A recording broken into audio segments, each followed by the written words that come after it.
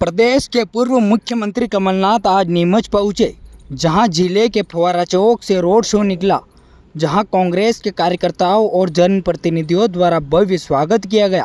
जहां नीमच के दशहरा मैदान पहुंचकर विशाल जनसभा को संबोधित किया। इस दौरान मंच से कमलनाथ ने सरकार पर जमकर प्रहार किया। पूर्व मुख्यमंत्री कमलनाथ ने मध्य प्रदेश को भ्रष्टाचार प्रदेश बताया। साथ ही कमलनाथ ने कहा कि मैं 2018 का मॉडल नहीं हूं, 2023 का कमलनाथ मॉडल हूं। वहीं पूर्व मुख्यमंत्री कमलनाथ ने भाजपा सरकार पर सीधा निशाना साधते हुए कहा कि शिवराज के एक हाथ भ्रष्टाचार और दूसरे हाथ अत्याचार से सने हुए हैं, और कहा कि शिवराज सिंह को 18 साल तक लाडली बहना योजना याद नहीं आई, गैस सिलेंडर का दाम याद नहीं आया, और जैसे ही चुनाव नज़दीक आए और भाजपा वाले को सब याद आया। साथ ही भाजपा की जन आशीर्वाद यात्रा को लेकर भी कमलनाथ ने तंज कसते हुए कहा कि भाजपा को माफ़ी यात्रा निकालनी चाहिए और जनता से कहना चाहिए कि अपना 18 साल का विश्वास रखा और हमने आपको धोखा दिया, और कहा कि इनको यह सब योजना चुनाव के टाइम पर याद आती है, इतने साल पहले कहाँ गए हुए थे। साथ ही कहा कि सरकार बनते ही सबसे पहले प्राथमिकता मेरे युवा, बेरोजगारों और नौजवान किसानों के लिए रहेगी।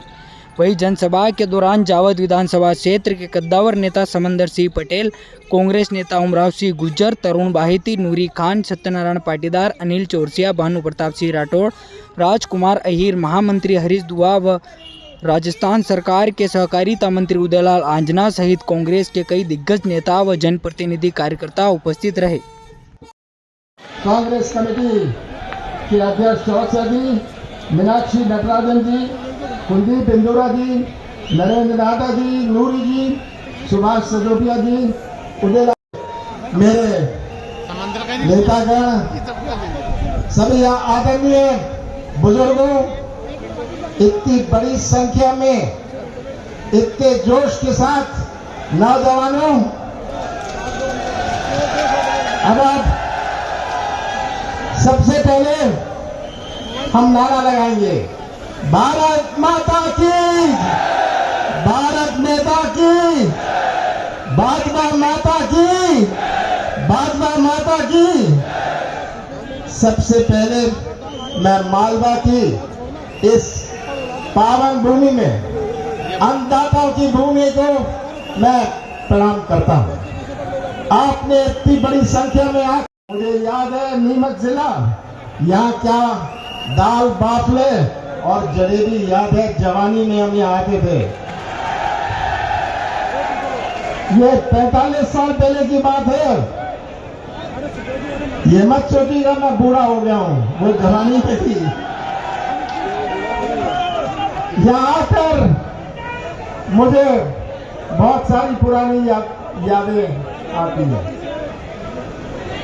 मुझे याद है जब यहाँ अतिवृष्टि हुई थी, मैं आया था, आप गवाह हैं, कोई चुनाव नहीं था, यहाँ कांग्रेस के विधायक नहीं थे, सबने बीजेपी का साथ दिया था, पर अतिवृष्टि हुई थी। मैं आया था और मैंने तय किया था, वापस मैं गया भोपाल, मैंने तय किया कि हफ्ते भर में किसानों को मुआवजा मिलेगा। मिला? कोई चुनावी बात नहीं थी, कोई चुनाव था ही नहीं। मैं उस दृष्टि से राजनीति नहीं करता। मेडिकल कॉलेज की आपकी डिमांड थी, आपके सांसद थे, विधायक थे, सबने हाथ उठा दिए थे, पर मैंने कहा आपको मेडिकल कॉलेज मैं दिलवाऊंगा, और मेडिकल कॉलेज मैंने दिलवाया। श्रेय भाजपा लेती है, बच्चा किसी के यहां होता है, मिठाई भारतीय जनता पार्टी बांटती है। आज यहां आकर मुझे खुशी है, पर इस बात का दुख है। प्रदेश की ओर देख कर कितना दुख है। ये प्रदेश आज मध्य प्रदेश एक चौपट राज की चौपट सरकार चला रही है। चौपट कृषि व्यवस्था, चौपट कृषि व्यवस्था, चौपट शिक्षा व्यवस्था, चौपट स्वास्थ्य व्यवस्था, चौपट उद्योग व्यवस्था, चौपट अर्थव्यवस्था, चौपट नदियां, चौपट कानून व्यवस्था, चौपट सुरक्षा व्यवस्था, राशन व्यवस्था, ये चौपट सरकार जो चल रही है, आज मध्य प्रदेश का हर व्यक्ति इसका गवाह है। और आज ये मध्य प्रदेश नहीं बचा, ये तो भ्रष्टाचार प्रदेश बन गया है, ये घोटाला प्रदेश बन गया है। भ्रष्टाचार के बारे में मैं आपको क्या बताऊं? आज मध्य प्रदेश का हर व्यक्ति या तो भ्रष्टाचार का शिकार है या भ्रष्टाचार का गवाह है। हर महीने नए नए घोटाले, कौन सा घोटाला नहीं होता? 250 घोटाले तो सामने आ गए। अगले 3-4 महीने में पता नहीं कितने और घोटाले हमारे सामने आएंगे। भर्ती में घोटाला, पैसे दो भर्ती कराओ। आज ये अपना मध्य प्रदेश है।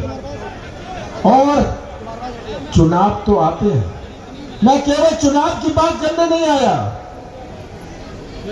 ये चुनाव केवल एक उम्मीदवार का नहीं है, ये चुनाव केवल एक पार्टी का नहीं है।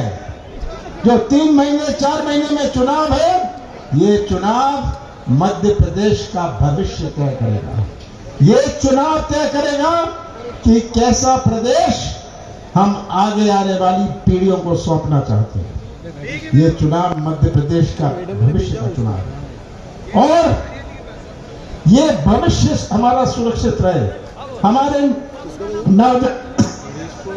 नौजवानों का भविष्य सुरक्षित रहे, ये चुनाव इसका फैसला करेगा। इतनी बड़ी संख्या में हमारे नौजवान यहाँ मौजूद हैं, उनको देख के मुझे बड़ी चिंता होती है कि यही नौजवान हमारे प्रदेश का निर्माण करेंगे भविष्य में। अगर नौजवान का भविष्य ही अंधेरे में रहा तो कैसा निर्माण होगा मध्य प्रदेश का? सबसे बड़ी चुनौती हमारे आज के नौजवान की है। आज का नौजवान और 20 साल पहले के नौजवान में बहुत अंतर है। आज के नौजवान में एक तड़फ है।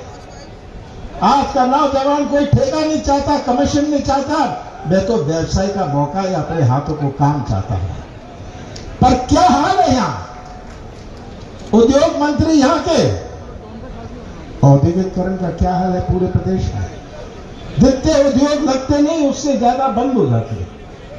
ये आज हाल है मध्य प्रदेश का। कोई निवेश लगाने को तैयार नहीं। निवेश तो विश्वास के साथ आता है। जब इतना भ्रष्ट प्रदेश सब देखते हैं, मैं मुख्यमंत्री था, मैं बड़े बड़े उद्योगपतियों से बात करता था कि मध्य प्रदेश 5 प्रदेशों से घिरा हुआ है, आपको तमिलनाडु में सामान बेचना है, केरल में सामान बेचना है, आप पंजाब और हरियाणा क्यों जाते हैं?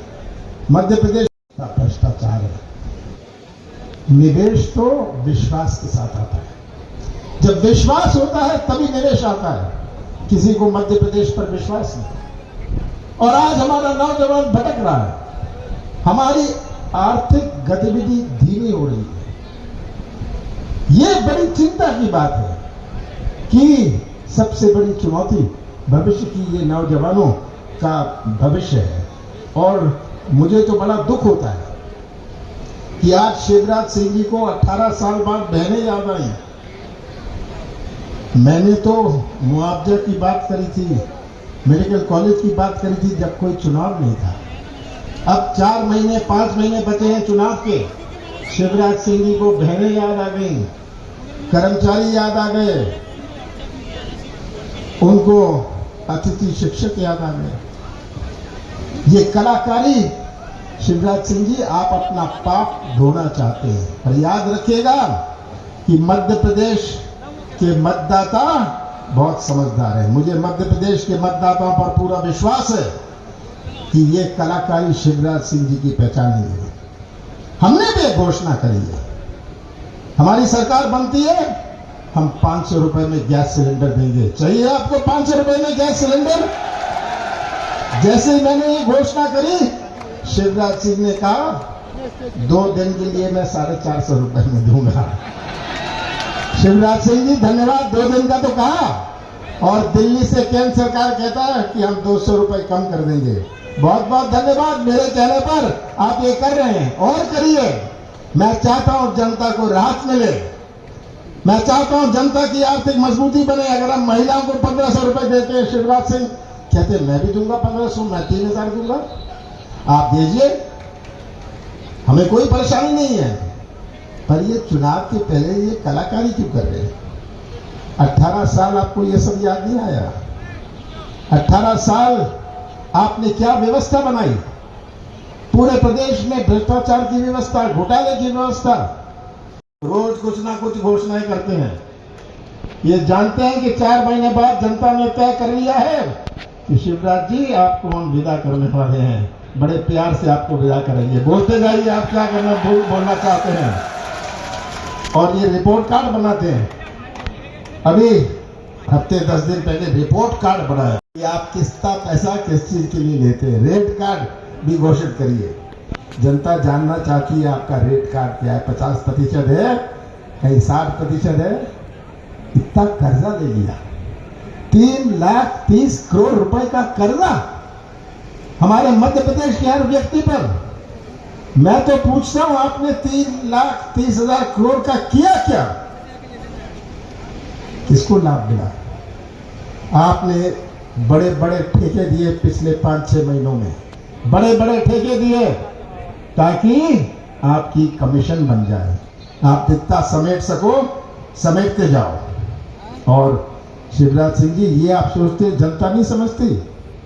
आपने दिया क्या? आपने 18 साल में दिया क्या? महंगाई दी, बेरोजगारी दिया, भ्रष्टाचार दिया, घर घर में शराब दी। ये शिवराज सिंह जी आपने दिया है। और ये आज तस्वीर आपके सामने, मैं मुख्यमंत्री था, जैसे नूरी कह रही थी, मैं मुख्यमंत्री था, विधायक आते थे कि हमें इतना पैसा मिला है, मैंने कहा था खुश रहो, मौज करो, मैं सौदा नहीं करने वाला, मैं सौदा नहीं करूंगा। मैं मध्य प्रदेश की पहचान सौदे की राजनीति से नहीं बनाऊंगा। मैं कुर्सी सौदा करके नहीं रखूंगा, जाती है जाए कुर्सी, मैं सौदा नहीं करने वाला। और मैंने सौदा नहीं किया, सरकार गई, कोई बात नहीं। 15 महीने की हमारी सरकार थी, जिसमें से 2.5 महीने आचार संहिता और लोकसभा चुनाव में गए, 11.5 महीने थे। और हमने अपनी नीति और नियत का परिचय दिया। हम शिवराज से कुछ कह नहीं पा रहे, इसीलिए आज वो सोचते हैं किसी तरह ये यात्रा निकालो, फलाने यात्रा निकालो। एक यात्रा ये निकालने जा रहे हैं, उनको तो माफी की यात्रा निकालनी चाहिए। माफी मांगे जनता से कि आपने इतना विश्वास रखा 18 साल और हमने इतना धोखा दिया। आपकी बहुत सारी समस्या है, आपकी ओवरब्रिज की बात है, आपकी पुलिया की बात है, सब में नहीं जाना चाहता। जब हमारा कोई विधायक नहीं था, जब कोई चुनाव नहीं था, मैंने नीमच का हमेशा ध्यान रखा। और अब जैसे चुनाव खत्म होता है, जैसे चुनाव खत्म होता है, नीमच एक इतिहास बनाता है। 3 सीटों का आप इतिहास बनाइएगा। और मेरी जिम्मेदारी है कि आपको ये मांगे जो आप रखते हैं, 15 मांगे, ये रखनी नहीं पड़ेगी। आपको कहता हूं, ये मांगों के लिए आप इनके कपड़े फाड़िएगा, जो लोग यहां खड़े हैं। ये मांगे हम प्राथमिकता से, खास करके नौजवानों को हम सबसे ज्यादा प्राथमिकता देंगे कि हमारे नौजवानों का भविष्य सुरक्षित रहे। और मुझे पूरा विश्वास है कि जिस संख्या में आप यहाँ उपस्थित है, जो बल और शक्ति आपने मुझे दी है, कोई शक नहीं है कि इस चुनाव के बाद नीमच की 3 सीटों का झंडा मध्य प्रदेश की विधानसभा में लहराएगा। आप सबका बहुत बहुत धन्यवाद।